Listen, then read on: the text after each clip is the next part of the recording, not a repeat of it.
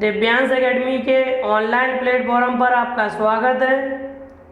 आज हम भारतीय संविधान के अंतर्गत मीसा एक्ट 1971 के बारे में पढ़ने वाले हैं। सबसे पहले आप चैनल को सब्सक्राइब कीजिए और यदि वीडियो पसंद आता है तो वीडियो को लाइक और शेयर कीजिए। जैसा कि मैंने आपको बताया कि आज की क्लास में हम मीसा एक्ट 1971 क्या है तथा इसे भारतीय संसद द्वारा कब बनाया गया और इसे किन उद्देश्यों की पूर्ति के लिए भारत में लागू किया गया तथा इस कानून के क्या दुष्परिणाम हुए कि इसे तुरंत ही 7 वर्ष बाद भारतीय संसद ने निलंबित कर दिया अथवा निरस्त कर दिया। सबसे पहले आपको जानना पड़ेगा मीसा एक्ट क्या था। सबसे पहले हम बात करते हैं मीसा एक्ट, मीसा के फुल फॉर्म की।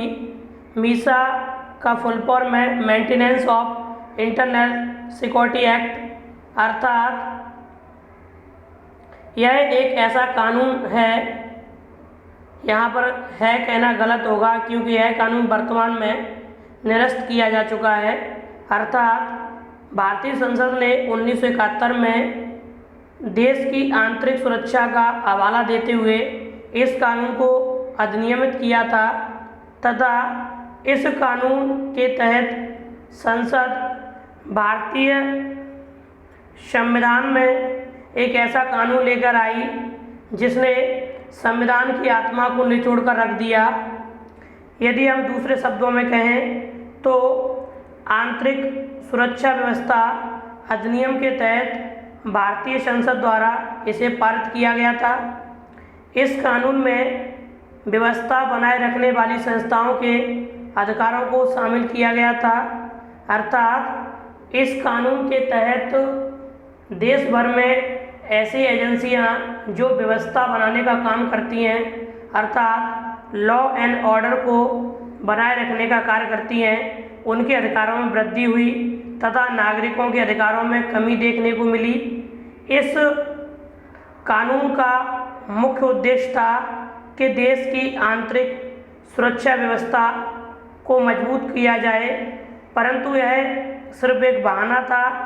भारत सरकार इस कानून की आड़ में भारतीय नागरिकों पर अपना प्रभुत्व स्थापित करना चाहती थी। भारतीय संसद द्वारा इस कानून को वर्ष 1971 में अधिनियमित किया गया। इस समय श्रीमती इंदिरा गांधी जी का कार्यकाल था। यह एक ऐसा दौर था जब न्यायपालिका और सरकार के मध्य सीनियरिटी को लेकर तनाव चल रहा था।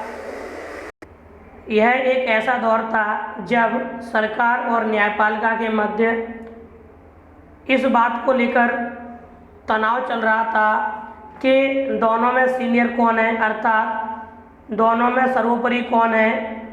एक दूसरे को नीचा दिखाने के उद्देश्य से कभी न्यायपालिका द्वारा तो कभी सरकार द्वारा एक दूसरे के कार्यों में हस्तक्षेप किया जाने लगा था तथा सरकार हर तरह से न्यायपालिका पर लगाम लगाना चाहती थी।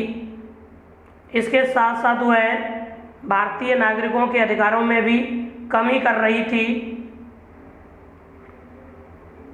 यह समय था तत्कालीन प्रधानमंत्री श्रीमती इंदिरा गांधी का तथा वे एक ऐसी प्रधानमंत्री रहीं जिन्होंने अपने पहले कार्यकाल में अपने आप को जनता के हितों से बढ़कर समझा तथा अपने आप को वन मैन आर्मी का दर्जा देने का कार्य किया।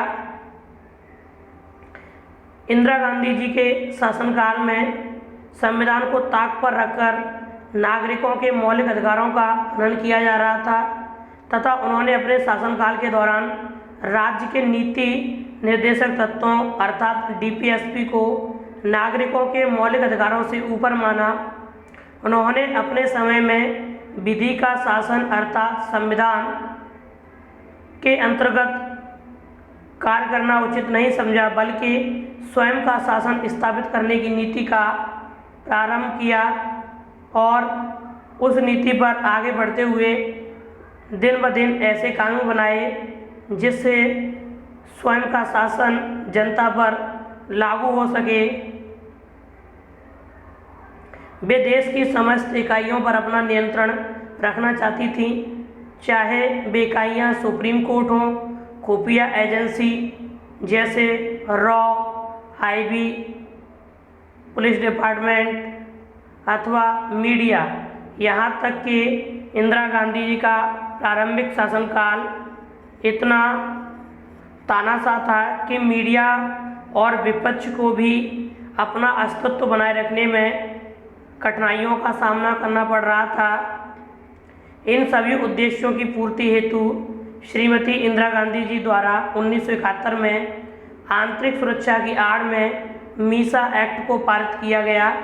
यह एक ऐसा कानून था जिसकी तुलना हम अंग्रेज़ों के रॉलेट एक्ट से कर सकते हैं, क्योंकि इस कानून के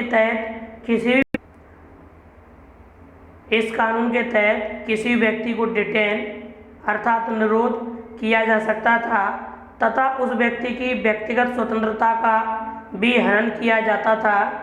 सीधे सीधे साफ शब्दों में कहें तो मीसा एक्ट श्रीमती इंदिरा गांधी जी द्वारा बनाया गया एक ऐसा कानून था जिसकी आड़ में श्रीमती इंदिरा गांधी जी पूरे देश में अपना नियंत्रण स्थापित करना चाह रही थी, चाहे वह विपक्ष हो, चाहे मीडिया हो, चाहे न्यायपालिका हो, वे सभी पर अपना नियंत्रण स्थापित करना चाह रही थी।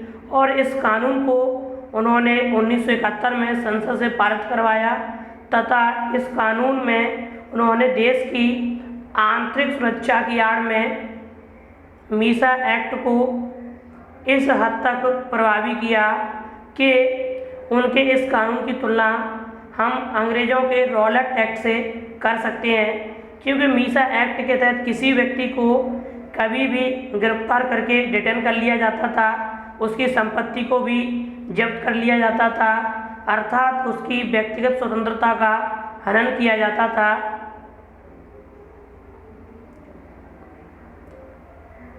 अब हमें यह समझ में आ गया कि मीसा एक्ट कब बना तथा इस एक्ट को बनाने का उद्देश्य क्या था। उद्देश्य था कि आंतरिक सुरक्षा का हवाला देते हुए किसी व्यक्ति को निरोध करना अर्थात उसे डिटेन करना और उसकी संपत्ति को जब्त करना, जिससे कि वह व्यक्ति सरकार के विरोध में खड़ा ना हो पाए, और यदि कोई व्यक्ति सरकार के विरोध में खड़ा होता है तो उसे भी मीसा एक्ट के तहत गिरफ्तार करके जेल में बंद कर देना। अब हम बात करते हैं कि मीसा एक्ट का प्रयोग कब देखने को मिला।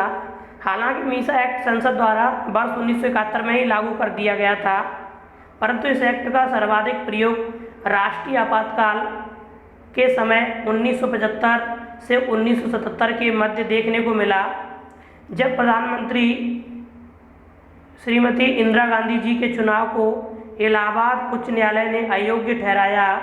तब श्रीमती इंदिरा गांधी जी द्वारा अपनी कुर्सी को बचाने के उद्देश्य से 25 जून 1975 को देश में आंतरिक सुरक्षा का हवाला देते हुए राष्ट्रीय आपातकाल लागू करवा दिया, जिसको सफल बनाने के लिए मीसा एक्ट में संशोधन किया गया तथा संशोधन करके धारा 16A को जोड़ा गया। साफ साफ शब्दों में कहें तो मीसा एक्ट वर्ष 1971 में ही बन चुका था, परंतु इसे जब सबसे ज़्यादा प्रयोग में लाया गया या इसके रुद्र रूप हमें देखने को मिला वह था आपातकाल।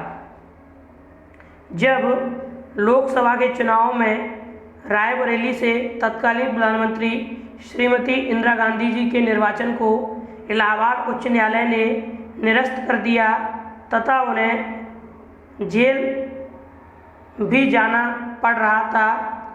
इस कंडीशन में उन्होंने अपनी कुर्सी को बचाने के उद्देश्य से तथा जेल भी न जाना पड़े, इन सभी उद्देश्यों की पूर्ति करने के लिए आंतरिक सुरक्षा का हवाला देते हुए राष्ट्रपति महोदया से 25 जून 1975 को देश में राष्ट्रीय आपातकाल की उद्घोषणा करवा दी।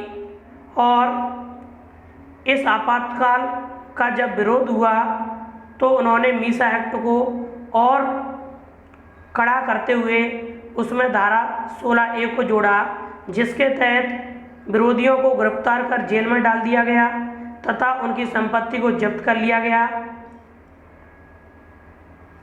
इस एक्ट के तहत जिन जिन नेताओं, मीडिया अथवा व्यक्तियों द्वारा सरकार के आपातकाल के फैसले का विरोध किया जाता, उसे ही सरकार मीसा एक्ट का हवाला देते हुए जेल में डाल देती।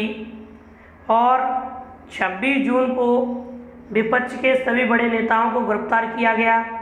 इन विपक्षी नेताओं में सर्वप्रथम जयप्रकाश नारायण, लालकृष्ण आडवाणी, अटल बिहारी वाजपेयी, अरुण जेटली, मोरारजी देसाई, शरद यादव, लालू प्रसाद यादव, रविशंकर प्रसाद को डिटेन किया गया। इतना ही नहीं, इस एक्ट के अंतर्गत पत्रकार, महिलाएं तथा असहाय लोगों को भी डिटेन किया गया।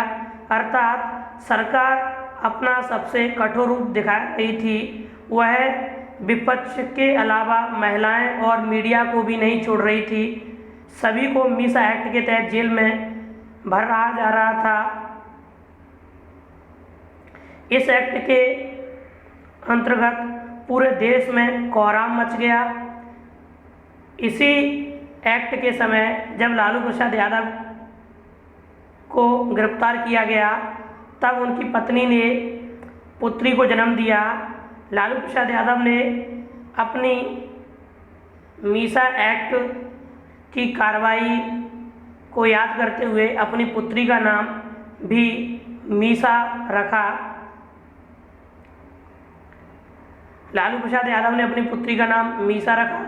इस एक्ट के अंतर्गत डिटेन किए गए लोगों को मीसा बंदी कहा गया। अर्थात देश भर में जितने भी लोगों को मीसा एक्ट के अंतर्गत गिरफ्तार किया जा रहा था, उन सभी को मीसा बंदी कहा गया। प्रधानमंत्री श्रीमती इंदिरा गांधी जी ने इस कानून का उपयोग आपातकाल के दौरान अपनी कुर्सी को बचाने के उद्देश्य किया तथा गिरफ्तार किए जाने वालों की सूची संजय गांधी जी ने तैयार की और सर्वप्रथम इसके तहत जयप्रकाश नारायण, मोरारजी देसाई को निरोध किया गया। सामान्य भाषा में जैसा कि मैंने आपको बताया कि मीसा एक्ट का गलत उपयोग केवल श्रीमती इंदिरा गांधी जी द्वारा अपनी कुर्सी को बचाने के लिए किया गया। किन किन लोगों को गिरफ्तार करना है, इसकी सूची उनके पुत्र संजय गांधी ने तैयार की और सर्वप्रथम विपक्ष के बड़े नेता जयप्रकाश नारायण और मोरारजी देसाई को गिरफ्तार किया गया। इस एक्ट का एक परिणाम सरकार के खिलाफ भी रहा, वह था मजबूत विपक्ष का तैयार होना। आपातकाल के दौरान श्रीमती गांधी जी द्वारा अपने विरोधियों को कमज़ोर करने के उद्देश्य से मीसा एक्ट के तहत उन्हें जेल में भेजा गया, परंतु विपक्ष के सभी नेता जेल में एकजुट होकर गांधी जी को हराने के लिए मजबूत विपक्ष की नींव रखने लगे, जिसमें सबसे बड़ी भूमिका जयप्रकाश नारायण, मोरारजी देसाई, अटल बिहारी वाजपेयी, जॉर्ज फर्नांडिस, लालू प्रसाद यादव आदि की रही तथा इसके अलावा चंद्रशेखर, रविशंकर प्रसाद आदि भी शामिल थे। अर्थात श्रीमती इंदिरा गांधी जी द्वारा जब अपने सभी विरोधियों और विपक्षी पार्टी के नेताओं को जेल में डाला गया, तो इन नेताओं ने जेल में ही श्रीमती इंदिरा गांधी जी को चुनाव में हराने के लिए एक मजबूत विपक्ष की नींव रखी तथा इसके नेता मोरारजी देसाई को बनाया गया। इस प्रकार जेल के अंदर एक मजबूत विपक्ष का जन्म हुआ तथा जब 21 माह के बाद आपातकाल समाप्त हुआ, सभी नेता जेल से बाहर आए, तो उन्होंने जनता को मीसा एक्ट और आपातकाल की रुद्र रूप की जानकारी दी। इन सभी नेताओं ने देश के विभिन्न क्षेत्रों में अपनी सक्रियता बढ़ा दी तथा आगामी लोकसभा के चुनाव में प्रधानमंत्री श्रीमती इंदिरा गांधी जी के विरुद्ध एक मजबूत विपक्ष को तैयार किया।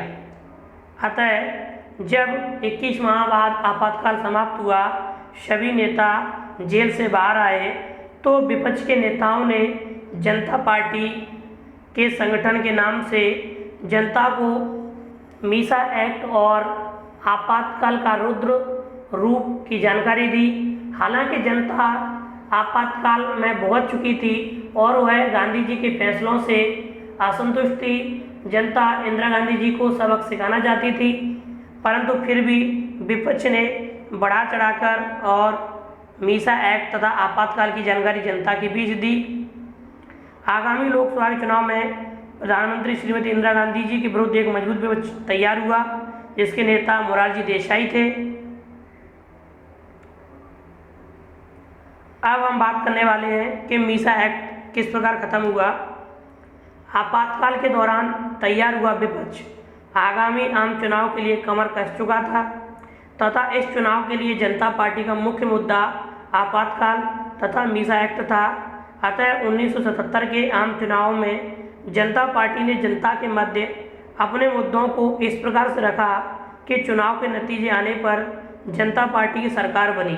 अर्थात जैसे ही आपातकाल समाप्त हुआ, वर्ष 1977 में लोकसभा के आम चुनाव हुए। इन चुनाव में जनता पार्टी ने जनता के समक्ष अपने मुद्दों में मीसा एक्ट और आपातकाल को शामिल किया तथा जनता के सामने इन्हें इस प्रकार रखा कि 1977 के चुनाव के नतीजे जब आए तो जनता पार्टी की सरकार बनी। इस प्रकार से नतीजे आने पर जनता पार्टी की सरकार बनी और इंदिरा गांधी स्वयं रायबरेली से चुनाव हार गए। सबसे प्रमुख बात रही कि आपातकाल के बाद श्रीमती इंदिरा गांधी जी स्वयं अपना चुनाव लोकसभा का रायबरेली से हार गई। कांग्रेस इस चुनाव में मात्र 154 सीटें ही जीत पाई। इस प्रकार जनता ने श्रीमती इंदिरा गांधी जी को आपातकाल का सबक सिखाया। देश में पहली बार गैर कांग्रेस सरकार अस्तित्व में आई तथा मोरारजी देसाई के रूप में देश को पहला गैर कांग्रेसी प्रधानमंत्री मिला। यहाँ पर ये बहुत इम्पोर्टेंट फैक्ट है, वनडे एग्जाम में पूछा जाता है कि प्रथम गैर कांग्रेसी प्रधानमंत्री कौन थे? मोरारजी देसाई। मोरारजी देसाई की अगुवाई वाली सरकार ने संविधान में 44वां संविधान संशोधन 1976 के द्वारा पूर्व में श्रीमती इंदिरा गांधी द्वारा किए गए 42वें संविधान संशोधन के उपबंधों को निरस्त कर दिया। अर्थात जैसे ही मोरारजी देसाई के नेतृत्व में नई सरकार का गठन हुआ, सरकार ने इंदिरा गांधी जी द्वारा किए गए सभी उपबंधों को निरस्त करने के लिए कानून बनाए, जिसमें प्रमुख रूप से संपत्ति को मूल अधिकारों की श्रेणी से हटाया। जहां पहले आंतरिक अशांति के आधार पर राष्ट्रीय आपातकाल लगाया जा सकता था, अब आंतरिक अशांति को हटाकर उसके स्थान पर सशस्त्र विद्रोह को शामिल किया। इसके अलावा 44वें संविधान संशोधन 1978 की सबसे प्रमुख बात यह रही कि इस एक्ट के द्वारा मीसा एक्ट को भी समाप्त कर दिया गया। जैसा कि मैंने ऊपर बताया कि मोरारजी देसाई की अगुवाई वाली सरकार ने संविधान में 44वां संविधान संशोधन 1976, यहाँ पर गलत लिख गया है, 44वां संविधान संशोधन 1978 में हुआ था, यहाँ पर थोड़ा करेक्शन कर लें। 44वां संविधान संशोधन 1978 हुआ था और इस संशोधन के द्वारा 42वां संविधान संशोधन 1976 में इंदिरा गांधी जी द्वारा जो उपबंध किए गए थे उन्हें निरस्त किया गया तथा इस संशोधन की सबसे प्रमुख बात रही कि संपत्ति के मौलिक अधिकारों को मूल अधिकारों की श्रेणी से हटा दिया गया। आंतरिक अशांति के आधार पर सशस्त्र विद्रोह को राष्ट्रीय आपातकाल में शामिल किया गया और सबसे बड़ा कदम यह रहा कि इस संशोधन के द्वारा मीसा एक्ट को समाप्त कर दिया गया, क्योंकि वर्तमान सरकार मीसा एक्ट के दुष्परिणामों को भुगत चुकी थी और वह जानती थी कि मीसा एक्ट के द्वारा सरकार कभी भी भविष्य में मनमानी कर सकती है। अतः उन्होंने मीसा एक्ट को ही समाप्त कर दिया। इस प्रकार हम कह सकते हैं, यहाँ पर हम बिल्कुल साफ शब्दों में कह सकते हैं कि इंदिरा गांधी जी ने अपने प्रारंभिक काल में संविधान अर्थात विधि के शासन के स्थान पर स्वयं का शासन स्थापित करने की कोशिश की, परंतु शीघ्र ही जनता ने उन्हें सबक सिखाया और मोरारजी देसाई की अगुवाई वाली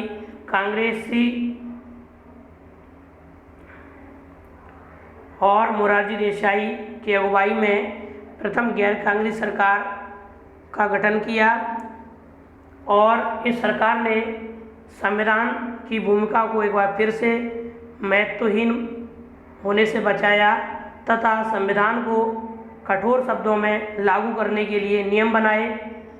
इस प्रकार हमने पढ़ा कि मीसा एक्ट क्या था, मीसा एक्ट को किस उद्देश्यों की पूर्ति से लागू किया गया तथा मीसा एक्ट के क्या दुष्परिणाम हुए। मीसा एक्ट के संदर्भ में ही हम अब एक केस पढ़ने वाले हैं जिसका नाम है एडीएम जबलपुर बनाम शिवकांत शुक्ला केस 1976। इस केस को न्यायपालिका पर एक कलंक के रूप में माना जाता है। हालांकि वर्ष 2017 में सुप्रीम कोर्ट ने इस केस में दिए गए अपने फैसले को त्रुटिपूर्ण बताया और अपनी गलती को सुधारने का प्रयास किया। अब हम इस केस के बारे में पृष्ठभूमि रखते हैं। श्रीमती इंदिरा गांधी जी द्वारा जब आपातकाल लगाया गया उस समय आंतरिक अशांति का हवाला दिया गया तथा मीसा एक्ट के तहत लोगों को देश भर में गिरफ्तार किया गया। इस आपातकाल के दौरान राष्ट्रपति द्वारा अनुच्छेद 359 के तहत नागरिकों के सभी मूल अधिकारों को निलंबित कर दिया गया तथा लोगों को अंधाधुंध डिटेन किया जाने लगा। अर्थात श्रीमती इंदिरा गांधी जी द्वारा राष्ट्रपति से कहकर अनुच्छेद 359 के तहत नागरिकों के मूल अधिकारों को निलंबित कर दिया गया तथा जो भी नागरिक सरकार के खिलाफ जाते हैं उन सभी को डिटेन किया जाने लगा। देश भर में हजारों लाखों गिरफ्तारियां की जाने लगी। तब देश भर के आम नागरिक स्वयं को बंदी बनाए जाने के विरोध में अपनी व्यक्तिगत स्वतंत्रता अनुच्छेद 21 को बनाए रखने के उद्देश्य से अनुच्छेद 32 में प्रदान बंदी प्रत्यक्षीकरण हैबियस कॉर्पस के तहत उच्च न्यायालयों में याचिका दायर की। अर्थात जब श्रीमती इंदिरा गांधी जी द्वारा मीसा एक्ट के तहत देश भर में लोगों को गिरफ्तार किया गया तो लोगों ने अपनी व्यक्तिगत स्वतंत्रता अर्थात मूल अधिकार का हवाला देते हुए उन्होंने संविधान के अनुच्छेद 32 में प्रदान की गई बंदी प्रत्यक्षीकरण रिट के तहत सुप्रीम कोर्ट में याचिका दायर की और अपनी व्यक्तिगत स्वतंत्रता को बनाए रखने का हवाला दिया तथा अपनी गिरफ्तारी को हैबियस कॉर्पस का उल्लंघन बताया। देश भर के 9 उच्च न्यायालयों में इस संदर्भ में सुनवाई की गई, जिसके अंतर्गत सर्वप्रथम इस याचिका की सुनवाई मध्य प्रदेश के उच्च न्यायालय जबलपुर में हुई, जिसे एडीएम जबलपुर बनाम शिवकांत शुक्ला केस के नाम से जाना जाता है। उच्च न्यायालय ने निर्णय देते हुए लोगों की गिरफ्तारी को असंवैधानिक ठहराया। अर्थात जबलपुर उच्च न्यायालय के न्यायाधीश ने अपना फैसला दिया और जो लोगों को डिटेन किया जा रहा था उसे लोगों के अनुच्छेद 21 का हनन बताया और उनकी गिरफ्तारी को असंवैधानिक बताया। तब जबलपुर के एडीएम ने इसे सुप्रीम कोर्ट में चैलेंज किया क्योंकि वे केस हार चुके थे। इस केस की सुनवाई हेतु सुप्रीम कोर्ट में 5 जजों की संवैधानिक पीठ का गठन किया गया। इस संवैधानिक पीठ में मुख्य न्यायमूर्ति A.N. रे, न्यायमूर्ति H.R. खन्ना, न्यायमूर्ति बेग, न्यायमूर्ति P.N. भगवती, न्यायमूर्ति Y.B. चंद्रचूड़ शामिल थे। इस संवैधानिक पीठ ने एडीएम जबलपुर बनाम शिवकांत शुक्ला केस में हैबियस कॉर्पस की याचिका की सुनवाई की तथा 28 अप्रैल 1976 को इस संवैधानिक पीठ ने 4-1 के बहुमत से निर्णय दिया। यह निर्णय सुप्रीम कोर्ट के इतिहास में एक ऐसा निर्णय हुआ जिसने सुप्रीम कोर्ट की साख पर सवाल खड़े कर दिए तथा सुप्रीम कोर्ट की साख पर कालिक पोत दी। सुप्रीम कोर्ट ने अपने निर्णय में जबलपुर उच्च न्यायालय के निर्णय को पलट दिया और उन्होंने कहा कि सरकार द्वारा जिन लोगों की गिरफ्तारी की जा रही है, डिटेन किया जा रहा है, वह बिल्कुल सही है। इस फैसले ने न्यायपालिका के अस्तित्व पर सवालिया निशान लगा दिया। संवैधानिक बेंच ने अपना निर्णय देते हुए लोगों की गिरफ्तारी को सही ठहराया तथा हैबियस कॉर्पस की याचिका को रद्द कर दिया।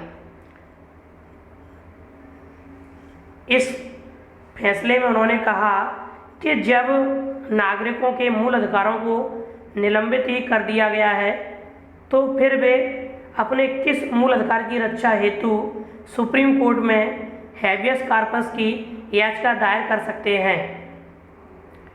देश भर के उच्च न्यायालयों के लिए एक नई गाइडलाइन प्रदान की और जबलपुर उच्च न्यायालय के फैसले को पलट दिया।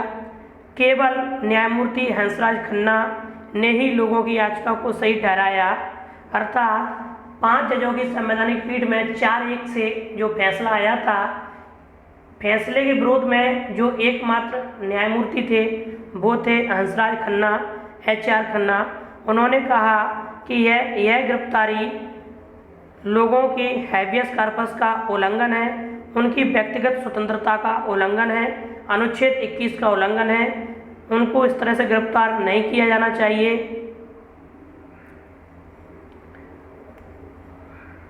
परंतु न्यायपालिका ने अपना फैसला जनता के विरोध में तथा सरकार के पक्ष में दिया। जब न्यायमूर्ति HR खन्ना ने इसके विरोध में अपना फैसला दिया तो उसका खामियाजा उन्हें भुगतना पड़ा, क्योंकि वे आगामी समय में सुप्रीम कोर्ट में मुख्य न्यायाधीश बनने वाले थे, क्योंकि वे सबसे मोस्ट सीनियर जज थे।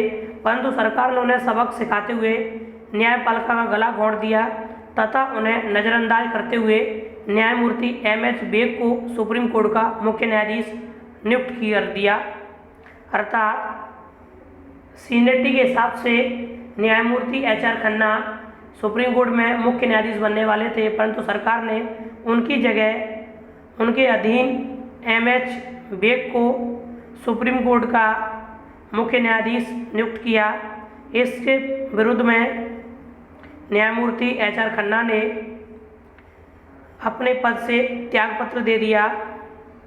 न्यायमूर्ति खन्ना ने अनुच्छेद 21 के अंतर्गत लोगों की व्यक्तिगत स्वतंत्रता को सामने रखा तथा कहा कि भारतीय नागरिकों को जीवन का अधिकार राइट टू लिव संविधान द्वारा प्रदत्त है और इसकी रक्षा के लिए उन्हें सुप्रीम कोर्ट से अनुच्छेद 32 के तहत हैबियस कॉर्पस की रिट लागू करने का अधिकार दिया गया है।